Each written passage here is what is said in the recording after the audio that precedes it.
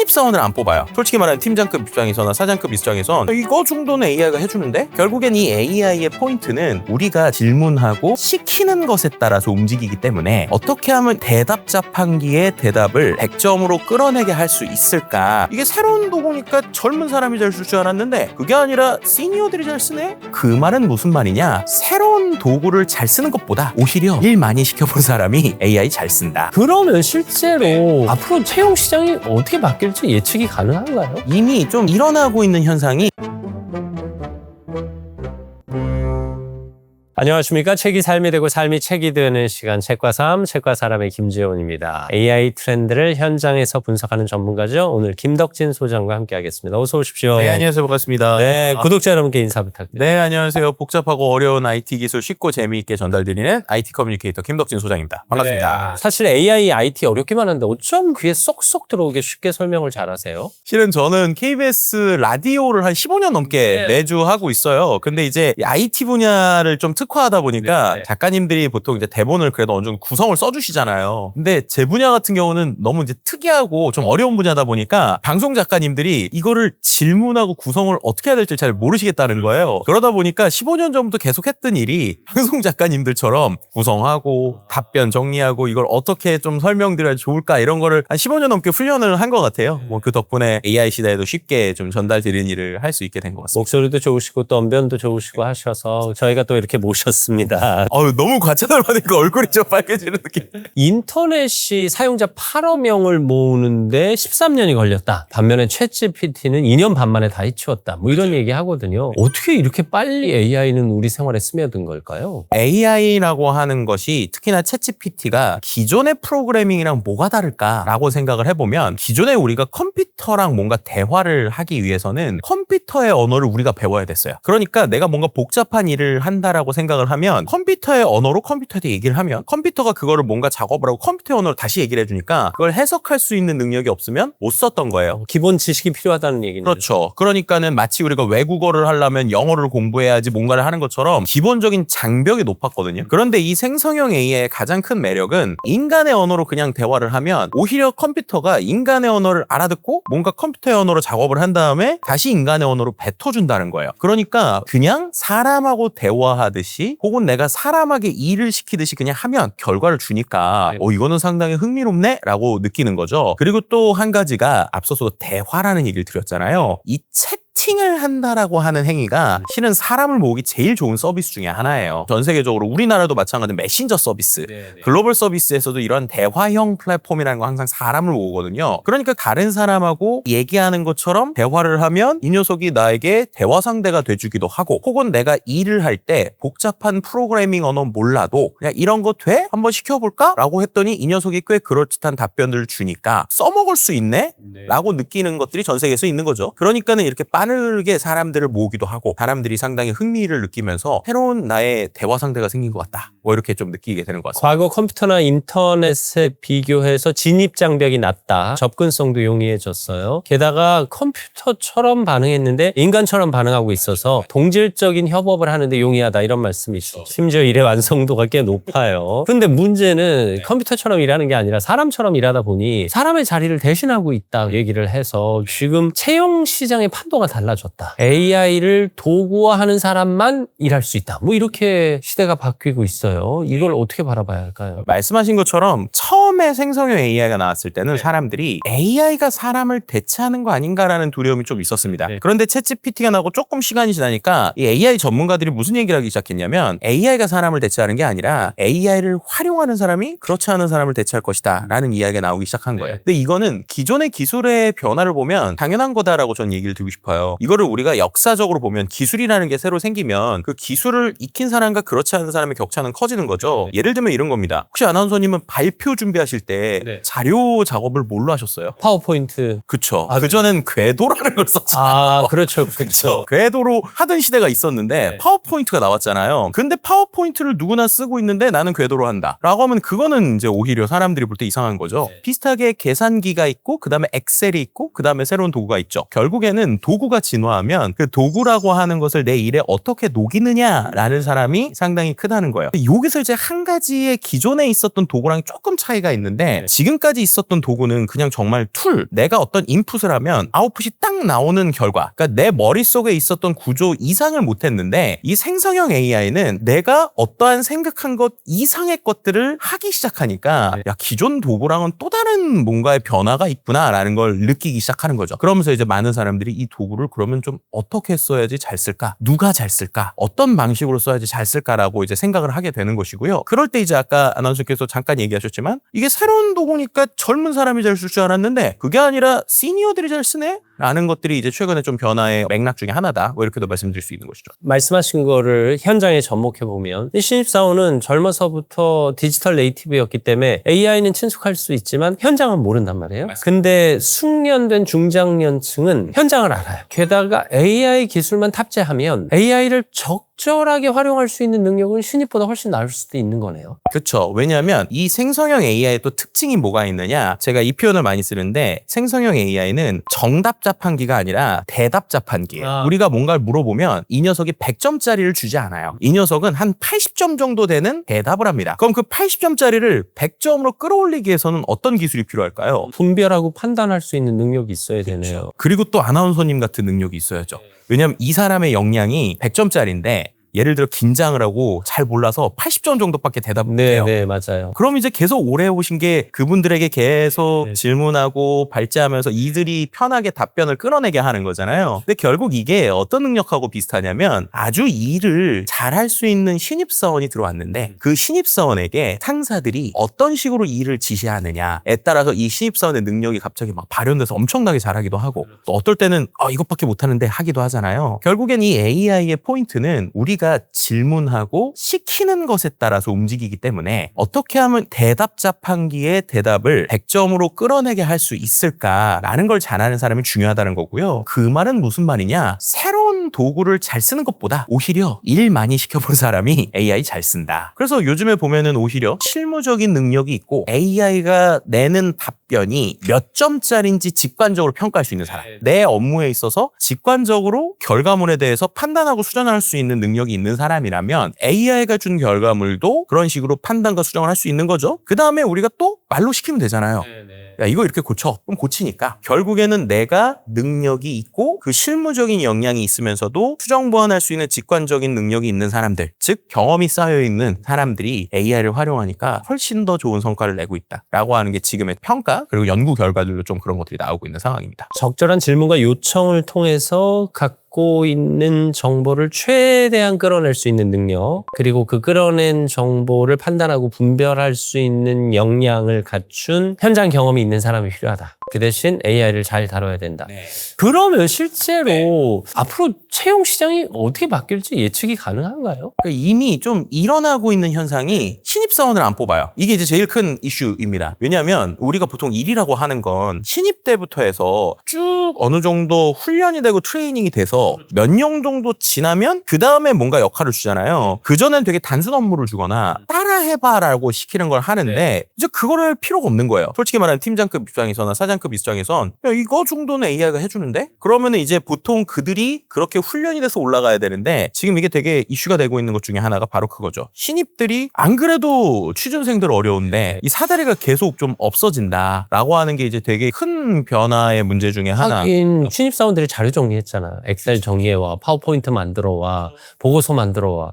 근데 그거 굳이 사람이 안 해도 되니까 이제. 그러다 보니까 이 신입들, 그러니까 우리가 말하는 새로 뭔가를 시작하는 사람들이 어떻게 해야 되는가라는 고민이 하나 생기기 시작을 하고요. 그리고 두 번째로는 한 사람이 할 수 있는 능력이 계속 커지는 거예요. 이거를 이른바 이제 에이전트 보스라고 보통 부릅니다. 에이전트 보스가 무슨 말이냐면 요즘엔 AI가 단순히 그냥 글쓰기만 하는 게 아니라 뭔가 내가 시키면 비서처럼 여러 가지 단계를 하기도 하고 또 뭔가 코딩을 하기도 하고 프로그래밍을 하기도 하는데 그런 녀석들이 하나가 아니라 여러 개니까 사람은 한 사람인데 도구 4-5개랑 일을 하면 팀처럼 된다는 거예요. 혼자서 팀원을 누리면서 할 수 있는 것 같은 형태가 된다는 겁니다. 근데 그렇게 되면 개인인데도 팀에 팀의 일을 할 수 있잖아요. 그러면 일을 잘하는 사람이나 역량 있는 사람들은 예전보다 훨씬 더 많은 걸 커버하게 되는 것이고요. 그럼 그렇지 않은 사람들은 예전과 다르게 직급에서 이슈가 생기거나 아니면 이런 것들이 장기적으로 된다라고 하면은 이른바 중간 관리자, 케어하는 사람, 이런 사람들의 어떤 변화나 구조의 흐름이 있을 수밖에 없는 상황으로 빠르게 움직이고 있다. 어떻게 보면 예전처럼 신입사원이 대리 보고 배우고 대리가 과장 보고 배우고 과장이 부장 보고 배우던 도제식 느낌은 사라지고 이미 장착하고 있어야 되는 거잖아요. 그러면 신입사원에게는 기회가 점점 줄어드는 거고 기능적으로는 우리가 AI를 따라갈 수 없는데 AI가 우리를 따라올 수 없는 건 나의 스토리 혹은 내가 갖고 있는 경험을 배경으로 한 지식, 활용 방안 뭐 이런 거 아니겠습니까? 얼마 전에 세계경제포럼 다보스 포럼이 있었잖아요. 거기서 유발 하라리가 상당히 흥미로운 얘기를 했어요. 무슨 얘기를 했냐면 언젠가 인공지능이 인간지능처럼 언제 되는가라고 물어보는 것은 뭐랑 비슷한 거냐면 비행기를 보고 언제 새가 됩니까? 라고 물어보는 거랑 비슷하다라는 얘기를 한 겁니다. 그러니까 여기서 되게 중요한 포인트는 도구적 관점과 이것과 사람이 할 수 있는 것들에 대해서 우리가 좀 잘 나눠보거나 생각을 해봐야 된다는 거예요. 예를 들면 신입사원 아까 얘기를 했지만 그럼 신입사원이 장벽이 없어져서 야 어떻게 취업해요? 이럴 수도 있잖아요. 근데 거꾸로 말하면 오히려 이 AI를 활용하면 아무것도 모르거나 정말 이제 갓 졸업한 친구도 갑자기 하나의 회사를 창업해서 움직일 수도 있는 거예요. 거꾸로 AI가 나보다 잘 안다고 생각을 하니까 AI에게 물어보면서 일을 할 수 있는 겁니다. 그렇게 하면 한 명이서 그걸 할 수 있는 거예요. 그러다가 시간이 지나고 비즈니스가 되기 시작을 하면 갑자기 한두 명이서 만든 서비스가 급작스럽게 돈을 벌기 시작을 하면서 오히려 다른 기업들에게 인수되는 상황들이 지금 생기고 있어요. 그런 거는 예전에는 아예 불가능했었죠. 쉽게 말하면 집을 짓기 위해서는 집을 짓기 위한 수많은 작업을 같이 도와주는 사람들이 필요했는데 AI가 그걸 도와주기 시작을 하니까 내 생각을 갖고 확장을 시킬 수가 있는 거예요. 그렇기 때문에 오히려 내가 제대로 할 수 있는 아이디어와 생각이 있는 사람들은 새로운 기회로서 차지하는 것이죠. 그렇기 때문에 이 방식이 바뀌고 있다라는 것들이 이제 상당히 좀 새로운 부분이라고 보시면 될 것 같습니다. 창업이 상대적으로 수월해져서 신입사원 입장에서 기존 노동시장의 진입을 노리기보다 새로운 창업에 눈을 돌리는 것도 시대적 변화의 하나다. 그렇죠. 그러다가 오히려 능력이 있다라고 판단이 되면 최근에는 큰 기업들이 오히려 스카우트를 하죠. 이 노동시장 구조 자체가 뭐 전통적으로는 신입사원으로 시작해서 그 회사의 쓸모가 상승하다가 어느 연령층이 되면 다시 떨어지고 이제 퇴사를 맞이하게 되는데 언젠가부터 젊은 층의 역량이 좀 일찍 발현되기 시작해서 조로 현상이 일어났었잖아요. 기업에서도 일찍 은퇴를 하게 되고. 근데 지금은 이제 AI 시대가 되면서 뭔가 이 연령대나 역량에 따른 차이 외에 또 다른 변수가 등장함으로 인해서 이 판도가 흔들리는 거네요. 맞아요. 그러니까 오히려 말씀하신 대로 예전에는 이제 은퇴하고 말아야지라고 하셨던 분들이 혼자서도 나만의 비즈니스를 만들 수 있는 시대가 된 거예요. 왜냐하면은 예전에는 인건비라는 게 많이 들었잖아요. 그런데 이제는 내가 어떤 아이템을 발현할 때까지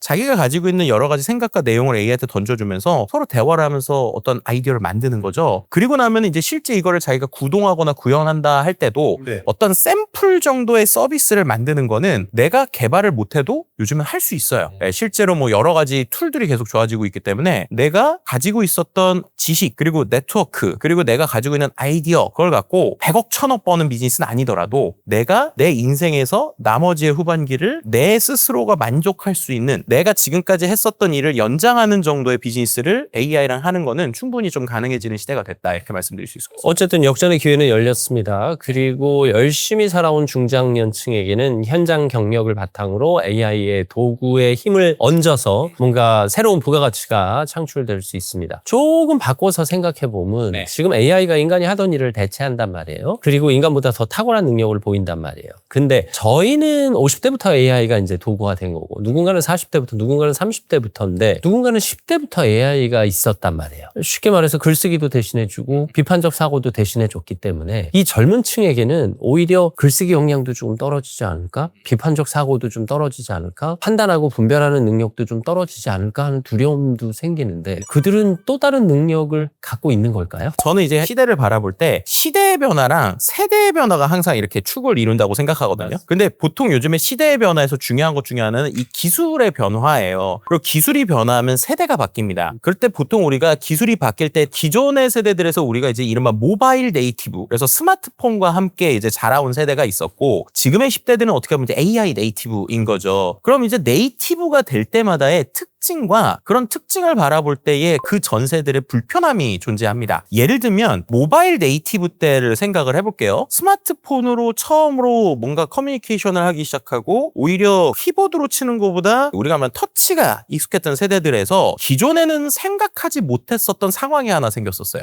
폰 포비아라고 들어보셨죠? 아, 네네. 전화를 무서워하는 세대가 갑자기 나왔습니다. 기존엔 이해를 못했죠. 아니 왜 전화를 무서워해? 전화하면 되잖아 라고 하는데 전화가 싫대요. 근데 왜 그럴까를 생각해보면 이게 기술 때문에 커뮤니케이션 방식이 바뀐 겁니다. 전화는 실시간으로 계속 대화를 해야 되잖아요. 근데 이 텍스트 메시지, 특히나 메신저 같은 경우는 내가 원하는 시간대에 쫙 보내놓고 그리고 또 내가 원할 때 생각을 정리해서 할 수 있단 말이에요. 그러니까 내가 원하는 타이밍에 호흡에 맞춰서 커뮤니케이션 할 수 있는 거예요. 근데 전화는 그게 아니잖아요. 특히나 얼굴도 안 보이니까 비동기적인 상황에서 내가 바로바로 액션을 해줘야 된단 말이에요. 그러니까 어떻게 보면은 내가 계속적으로 비동기화된 상태에서 원하는 호흡을 갖고 커뮤니케이션 하던 사람들이 전화라는 게 좀 어색해지는 상황들이 오는 거죠. 근데 기존에는 전화가 당연히 익숙한 사람들은 이게 왜 이상해? 이렇게 했던 겁니다. 근데 이 폰포비아 시대가 되게 불편하고 이상했다고 느꼈지만 오히려 그래서 또 새롭게 생긴 비즈니스가 있어요. 그전 세대에서는 이 전화가 왜 불편하지? 라고 생각했던 사람들은 절대 이해하지 못했었던 서비스인데 그 서비스가 지금 우리 사회에 엄청나게 큰 영향을 미쳤죠. 바로 배달앱이죠.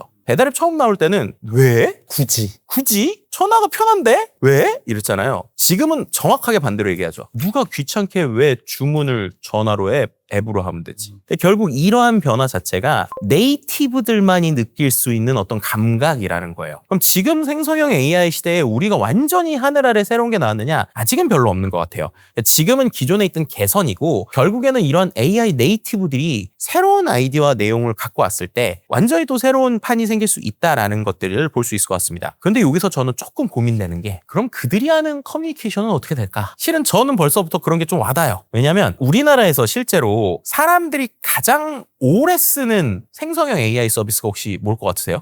가장 오래 쓰는 생성형 AI 서비스요? 글쎄요. 오랫동안 지속적으로? 네, 한 사람이 네. 오랫동안 접속을 해서 쭉쭉 쓰는 서비스. 검색 말고. 네, 보통 뭐 챗GPT나 제미나이 같은 거 같잖아요. 대화. 네. 그들과 대화? 네, 그래서 되게 중요한 포인트가 제타라는 서비스 들어요. 아, 네네. 제타라는 서비스가 실제로 계산을 해보면 인당 사용 시간이 챗GPT보다 7배 정도 많아요. 그런데 대부분 분들은 못 들어보셨을 거예요. 왜 못 들어보셨느냐? 이 서비스의 실제 사용자의 거의 70% 이상, 80%가 20대입니다. 그러니까 10대, 20대만 쓰는데 챗GPT 훨씬 오래 쓰는 거예요. 그럼 그 안에서 뭐 하느냐? 역할극을 합니다. 심지어 여러 명이? 네, 한 사람이 AI랑 역할극을 하면서 대화를 하는 거예요. 네, 그런데 그 역할을 꼭 하나의 캐릭터가 아니라 여러 캐릭터를 만들어서 놀 수 있고 대화를 하면서 커뮤니케이션을 하는 겁니다. 그리고 생성형 AI를 쓰는 통계들을 보더라도 이거는 이제 하버드 비즈니스 리뷰에서 나온 건데 2024년하고 2025년에 사람들의 이 챗GPT 쓰는 패턴이 바뀌었다는 거예요. 그래서 2024년까지는 아이디어를 생성하는 제너레이팅 아이디어를 1등이었는데 그게 순위가 내려가고 2025년에 뭐가 1등이었느냐? 테라피 컴패니언십이 1등이었어요.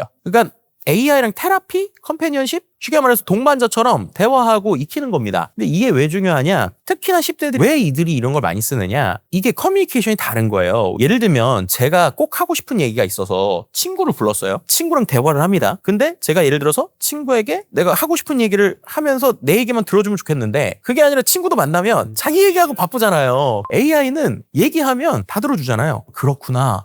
그랬어 라고 하기도 하고 그거에 대한 정보를 많이 주면 얘가 어제 그래서 그렇지 라고 감정적으로 답변을 해준단 말이에요. 그러면 사람들이 조금 시간이 지나면 오히려 사람하고 대화하는 것보다 AI랑 대화하는 게 편해질 수 있어요. 특히나 어른들한테 하면 잔소리 들을 만한 얘기들. 얘한테 얘기하면 얘가 그렇지 하고 이제 받아준단 말이에요. 그래서 좀 더 시간이 지나면 제가 볼 때는 이런 얘기를 할 수도 있을 것 같아요. 아까 마치 스마트폰에서 누가 전화로 배달해 이런 것처럼 누가 사람하고 얘기해? AI랑 하면 되지? 이럴 수 있다는 겁니다. 어쨌든 판도가 바뀌었어요. AI 도구화하면 중장년층에는 역전의 기회가 될 수 있어요. 근데 사실 중장년층이 아직 AI의 접근을 두려워하기도 해요. 실제로 챗GPT, 제미나이를 써도 검색 이상으로는 활용하지 않는 경우들이 대부분이 아닐까 싶은데 어떤 도구부터 어떻게 접근해서 좀 AI와 친숙해져야 어쨌든 AI를 활용해서 돈도 벌고 일도 하고 할 수 있는 걸까요? 말씀하셨던 챗GPT나 제미나이 둘 중에 하나를 먼저 써보시면 좋을 것 같은데 이렇게 말씀드릴게요. 말씀드리고 싶어요. 우리가 보통 AI한테 어떻게 써야 되지 하고 그냥 가만히 있잖아요. 그 질문 자체를 AI한테 해보세요. 내가 너 어떻게 쓰면 돼? 그럼 얘가 꽤 잘해줍니다, 생각보다. 그래요. 네, 그래서 요즘에 이런 것들이 왜 좋아졌냐면 예전에 AI는 얘가 직문직답 같은 거였거든요. 생각을 듣자마자 자기가 머릿속에 있는 여러 가지를 갖고 쫙쫙 빨리 뱉어주는데 집중이 됐어요. 그러다 보니까 이상한 답변을 하기도 하고 우리가 원하는 내용의 답변이 안 나오기도 했습니다. 그런데 요즘에는 이 AI들의 추론이라는 기능이 생겼어요. 사람으로 비유하면 생각하는 기능들이 생겼습니다. 이 생각하는 기능들이 왜 생겼느냐? 예전과 다르게 AI에게 GPU를 더 많이 주는 거예요. 쉽게 말하면 사람한테 밥 많이 주듯이 얘한테 여러 가지 리소스를 주고 너가 한번 생각을 해보라고 시키는 겁니다. 뭐 예를 들면 이런 거죠. 우리가 방송을 할 때도 바로 막 질문을 1초 만에 대답해야 되다 보면 생각이 정리가 안 되잖아요. 그럴 때 이제 우리 아나운서님께서 제일 많이 해주시는 게 좀 진정하시고 좀 차분히 생각하신 다음에 해보세요. 그러면서 5초 정도 시간을 줬다라고 하면은 이제 사람이 생각을 정리하고 얘기할 거잖아요. 요즘에 우리가 AI에게 시간을 주기 시작했어요. 근데 이게 기존의 IT 서비스에서는 우리가 상상할 수 없었던 일입니다. 생각해보시면 예전에는 인터넷 클릭해서 바로 안 나오면 화냈잖아요. 왜 이렇게 인터넷 느려? 근데 요즘에 AI한테 질문하면 얘가 생각하는 중 하면서 10초 있다 대답하기도 하고 20초 있다 대답하기도 하고 하거든요. 사람들이 처음으로 컴퓨터 서비스 중에 기다려주기 시작을 한 거예요. 기다려줬더니 얘가 머릿속에서 구조화를 하고 내용을 해서 이야기를 표준화해서 정리하기 시작하거든요. 그래서 요즘에 어떻게 쓰시면 되냐면 우리가 명령을 어떻게 하지 복잡하게 생각하실 필요 없이 거꾸로 얘한테 역질문을 하라고 시키면 되게 좋아요. 그래서 어떤 식으로 해야 되느냐? 예를 들면 내가 마케팅을 할 때 AI를 쓰고 싶어요. 그러면 챗GPT나 제미나이한테 이런 식으로 물어보십니다. 제가 만약에 식당을 하고 있어요. 그러면 식당을 하고 있는데 마케팅을 하고 싶은데 어떻게 하면 좋을까라고 물어본 다음에 뒤에다가 바로 답변하지 말고 너가 나에게 필요하다고 생각하는 걸 더 물어본 다음에 대답해라고 하는 거예요. 그럼 이 녀석이 생각을 합니다. 그리고 나서 어떨 땐 저한테 질문을 한 50개 이상 줘요. 그래요. 그러면 어떤 거세요? 뭐 어디에 하실 거예요? 뭐 어디 위치에 있어요? 마케팅을 어떻게 하실 거고 이런 걸 나름 컨설팅을 하는 거네요. 맞아요. 그럼 거기에 있어서 답변을 채워주다 보면 자연스럽게 내 생각이 확장이 되고 정리가 되는 거예요. 근데 이게 똑똑한 사장님들이 일하시는 방법이었습니다. 생각해보면 훌륭한 직원이 왔어요. 근데 훌륭한 직원을 진짜 잘 쓰시는 분들을 보면 일을 시키시는 게 아니라 이 직원이 나보다 잘할 거니까 야 너가 사장이라고 생각하고 물어봐 나한테. 아니면 내가 좀 못하는 거 있으면 너가 그냥 편하게 얘기해. 이런 걸 잘하시는 분들이 오히려 이 친구의 역량을 끌어내잖아요. 비슷해요. 우리가 이 녀석을 어떻게 써야 되지 이러고 있는 건 마치 직원을 뽑아놓고 이 직원한테 뭘 시키지 하는 건 똑같거든요. 근데 우리가 직원을 뽑은 다음에 일 시키고 야 네가 알아서 해봐 라고 하든지 너 나한테 일할 때 필요한 거 있으면 얘기해 이러잖아요. 그걸 똑같이 하시면 됩니다. 제가 대학에 특강을 간다 하면 어떤 주제가 정해져 있죠. 하지만 그 주제를 가지고 제가 PPT 자료를 만들어서 강연을 하는 건 저 일방적인 전달이잖아요. 아이들이 좀 눈이 초롱초롱하다. 이 아이들이 자발적으로 모였다 싶을 때는 제가 제 강의를 안 해요. 처음부터 질문하라고 해요. 그러면 의외로 그 질문들로만 엮여져서 저도 배울 수 있고 아이들도 배울 수 있는 아주 창의적인 시간이 형성될 때가 있어요. 뭐 물론 그러다가 질문 안 나오면 그냥 제 강의하면 돼요. 초반에 질문을 받을 때가 있거든요. 이게 좀 비슷한 경우가 아닐까 싶네요. 네, 그래서 결국에는 인간이 이 AI 시대에 뭘 할 수 있는가? 결국엔 질문하는 능력이죠. 왜냐하면 답변은 이제 AI가 해주잖아요. 근데 아까 말씀드린 대로 100점짜리 정답이 아니라 이 녀석과 우리가 어떤 식으로 대화를 하고 끌어내느냐입니다. 그래서 저는 어떻게 보면 질문보다는 발문에 가깝다고 생각해요.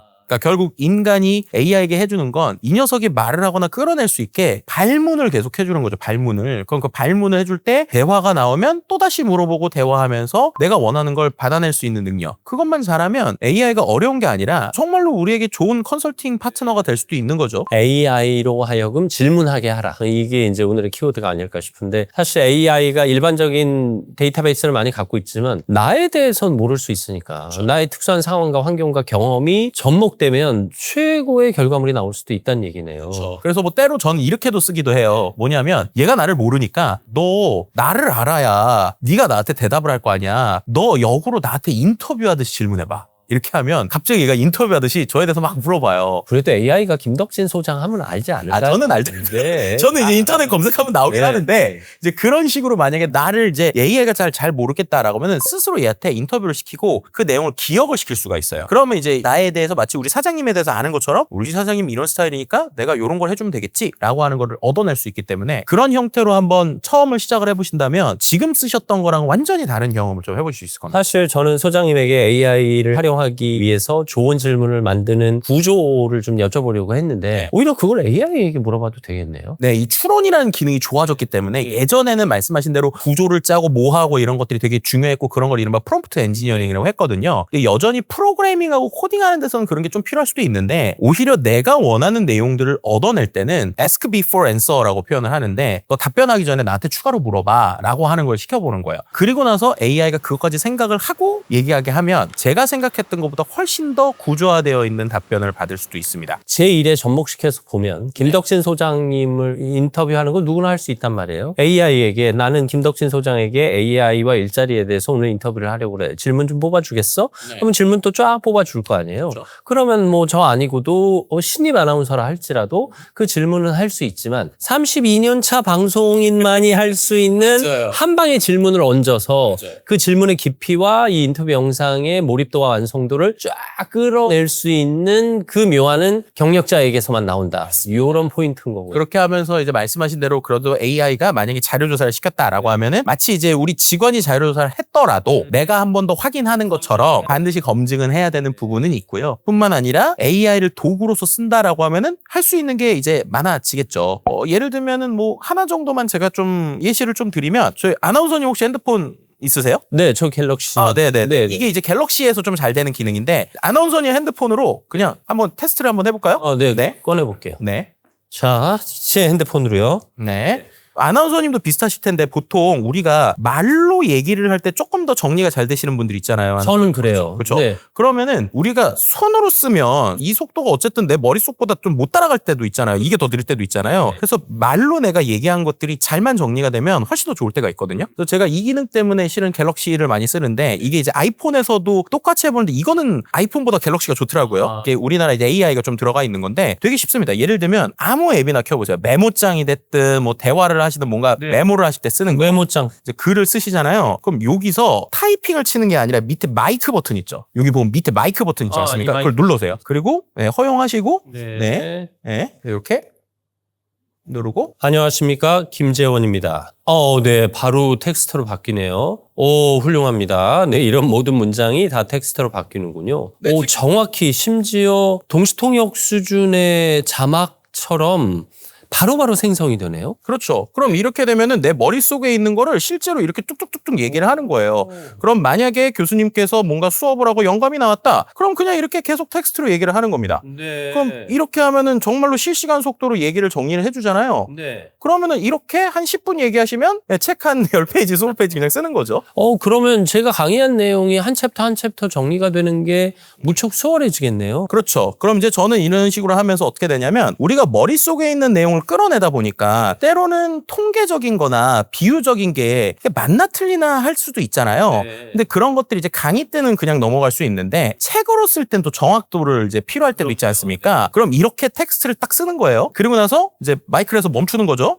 네. 멈추겠습니다. 그럼 이제 이렇게 해서 한 챕터가 나왔잖아요. 네네. 그럼 이 내용을 그대로 복사를 해서 네. AI 도구한테 주는 겁니다. 그 중에서 이제 제일 잘하는 것 중에 하나가 퍼플렉시티라는 녀석이 있죠. 퍼플렉시티에서 저는 일부러 그것 때문에 팩트 체크 모드가 좀 쟤는 좀 유료 버전을 써요. 그럼 이제 심화 모드 띵크를 쓰면 거기에다가 이 내용을 붙여주면서 혹시 내가 말한 것 중에 뭔가 통계적으로 잘못된 게 있거나 아니면은 잘못 검증을 해봐야 될 게 있으면 너가 찾아서 팩트 체크를 해줘라고 시키잖아요. 그럼 이 내용을 갖고 저보다 훨씬 더 많은 정보를 인터넷으로 저 대신에 200번, 300번 검색을 해주는 거예요. 그리고 나서 이 문맥을 하나씩 검색을 하면서 이 내용에는 오류가 좀 있을 수 있으니까 검증을 하셔야 됩니다. 이 문장은 좀 고치셔야 돼요. 이렇게 하기도 하고요. 혹은 제가 요걸 주면서 야, 이 내용의 출처를 네가 있거나 내가 말한 거에 대한 실제 검증할 만한 내용이 있으면 가져와서 붙여줘라고 하면 저 대신 내가 리서치를 해주는 거예요. 그럼 이제 여기서 중요한 건 생각의 원천은 저잖아요. 그러니까 제가 분명히 쓴 거죠. 그런데 거기에 따라서 검증을 하거나 도와줄 때만 쓰는 거니까 그런 형태로 하면은 제가 썼다라고 할 수 있는 거죠. 또 이런 방식으로 저는 이제 요즘에 좀 작업을 많이 합니다. 한 10년 전만 해도 강의 자료로 책을 만들려면 누군가 녹음을 했어야 하고 누군가 그 녹음된 내용을 녹취록으로 풀어줬어야 하고 그 녹취록에 대한 문법적 오류와 오탈자를 다 검색해야 하고 게다가 팩트체크 내가 직접 해야 하고 자료 붙이기 위해선 또 다른 자료를 찾아봐야 하고 한 10분의 1로 줄었네요. 작업량. 맞습니다. 제가 그래서 AI를